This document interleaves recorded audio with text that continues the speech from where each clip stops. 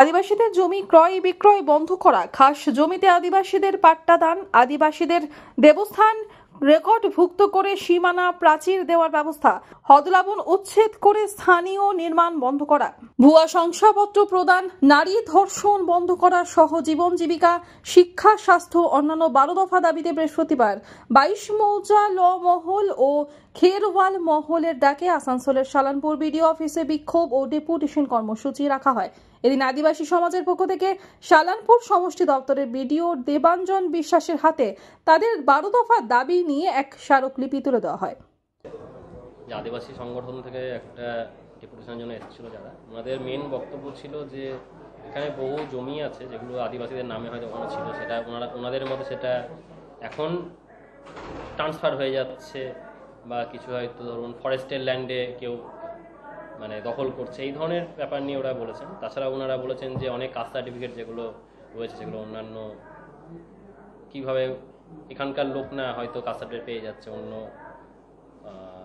কি বলবো কাস্টের লোক কি করে আদিবাসী কাস্ট সার্টিফিকেট পেয়ে যাচ্ছে, এই নিয়েই ওনারা এটা ডেপুটেশন দিতে এসেছিলেন। যে এই ব্যাপারে আমরা দেখব এবং ওনাদের যাতে এরকম কোনো অভিযোগ না থাকে এবং অভিযোগ প্রশমিত করার সম্পূর্ণ রকম চেষ্টা করব আমরা।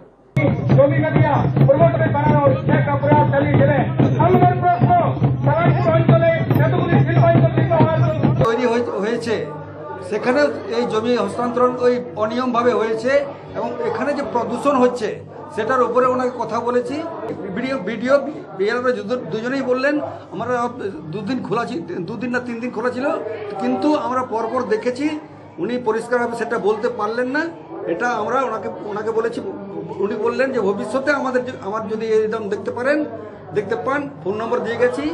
উনি বললেন যে আপনারা এসে আমাকে বলবেন, যদি একদিনের জন্য উনি হয়ে থাকে তাহলে আপনারা বলবেন, আর যদি এরকম প্রয়োজন পড়ে আপনাদের 5-6 জনের ফোন নম্বর দিয়েছি, ফোন নম্বর জানিয়েই এটা করবেন।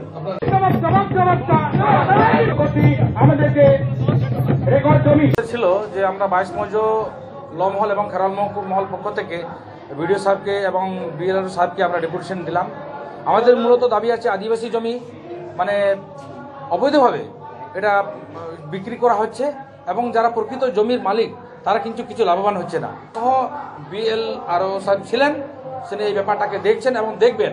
আমরা ওনাকে রিকোয়েস্ট করেছি, ডেপুটেশনের মাধ্যমে ওনাকে আমরা আমাদের দাবিপত্র পেশ করেছি। সেই দাবিপত্র পেশ হিসেবে আশ্বাস দিয়েছেন না উনি সেইগুলোকে গুরুত্বভাবে বিবেচনা করবেন, আর আমাদের পক্ষ থেকে যদি গুরুত্বভাবে বিবেচনা না করেন তাহলে উদ্যতন আন্দোলন হবে। আসানসোল থেকে মিলন সূত্রধরের রিপোর্ট, আনন্দ বার্তা।